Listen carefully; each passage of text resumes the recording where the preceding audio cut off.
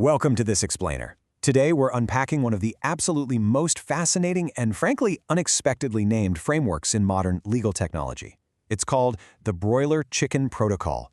And yes, you heard that correctly, we are literally talking about poultry here. But within the legal field, it's widely considered the absolute gold standard for validating artificial intelligence. I know, it sounds like a total paradox, right?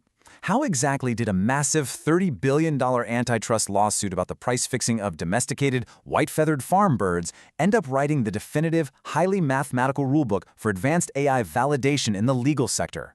Well, to understand this incredible shift, we really have to look at the sheer mountain of data they were dealing with. Okay, let's dive into this. In the Broiler Chicken Antitrust Litigation, attorneys were staring down a collection of over 3.1 million deduplicated electronically stored documents. 3.1 million! When you have dozens of defendants in a market valued in the tens of billions of dollars, traditional manual review methods, having human lawyers sit in a room reading every single email, well, they aren't just inefficient, they are statistically doomed to fail. And failing at eDiscovery? Yeah, that is not cheap.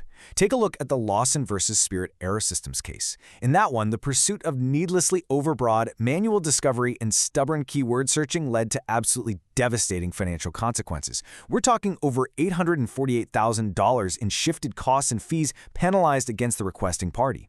That right there is the cost of doing things the old-fashioned way.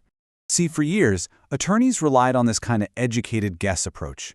Opposing counsel would meet up, shake hands over a list of keyword search terms, and basically just hope for the best, often without really knowing how those terms actually performed in reality. But the Broiler Chicken Protocol completely destroyed that outdated paradigm. It forced this necessary shift away from guessing and moved the industry toward objectively and mathematically validating discovery outcomes using Advanced Technology-Assisted Review, or TAR. So here's our roadmap for today. 1. The broiler chicken paradigm. 2. Deconstructing the validation workflow.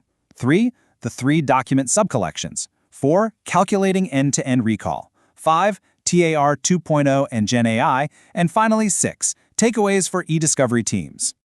Let's start with Section 1, the Broiler Chicken Paradigm. Just take a look at this timeline. Back in 2012, the De Silva-Moore case officially permitted the use of TAR. It was a big deal. But it wasn't actually until January 2018 when Magistrate Judge Jeffrey Gilbert and Special Master Maura Grossman issued their detailed order in the broiler chicken case that TAR became mathematically defensible. They provided this definitive, court-tested template for exactly how to prove that your AI actually worked. And honestly, it's a protocol that still governs modern Gen AI cases today. Moving on to Section 2, deconstructing the validation workflow. So the crucial point here is, how does this template actually shift us from process-based micromanagement to scientific outcome validation? Well, to ensure defensibility, the protocol mandates 3 core steps. First up, data must be partitioned, and the training seed set has to be fully disclosed to opposing counsel. Transparency is key.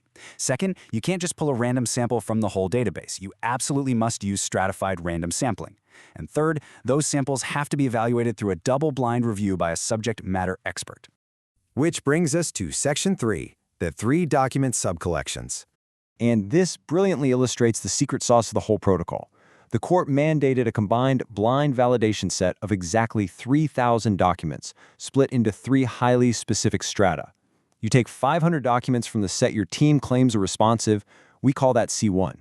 Then, you take another 500 documents from the set your human reviewers discarded as non-responsive, that's C2. And crucially, you take a massive 2,000 documents from C3, which is the set the AI algorithm bypassed entirely. By auditing every single sector like this, especially that huge unreviewed pile, there is literally nowhere for bad data to hide. So, once those 3,000 sampled documents are pulled, they're handed straight over to a subject matter expert, typically a senior attorney who is deeply knowledgeable about the case. But here is the real kicker. It has to be a double-blind review. The expert cannot know whether the document they're reading was flagged as responsive or tossed in the trash by the machine. Doing it this way completely eliminates cognitive and confirmation bias, creating this pure gold standard baseline. Okay, Section 4, calculating end-to-end recall. At the absolute heart of the protocol is this massive shift in the math. Historically, parties relied on something called illusion testing, which is basically just digging through the AI's trash bin to see what eluded the system. But think about it. That completely ignores human errors made before the trash bin. Broiler chicken requires end-to-end recall. By using those three distinct subcollections we just talked about, mathematicians calculate a population-weighted estimate of all responsive documents found across the entire workflow. It's basically the difference between just checking the dumpster out back versus auditing the entire factory line. It catches systematic human errors and keyword misses that basic illusion testing is totally blind to. Which brings us to a quote that really summarizes the core ethos of this entire framework. Numbers, not adjectives. The days of an attorney standing before a judge and promising they made a reasonable inquiry or a good faith effort are completely over. The Broiler Chicken Protocol demands hard statistical metrics. You have to prove the completeness of your discovery with math. Let's move to Section 5, TAR 2.0 and Gen AI. Now, you might be thinking, hey, this was way back in 2018. Technology moves incredibly fast. And you would be exactly right. Let's look at how this builds into TAR 2.0, which is also known as Continuous Active Learning, or CAL. Rather than relying on a fixed training seed set like early AI did, TAR 2.0 continuously updates its predictive model with every single human coding decision in real time. It's a real game changer, so efficient. But even though the AI is constantly learning, courts still point right back to the Broiler Chicken Protocol to statistically validate when that active learning process has actually reached a defensible stopping point.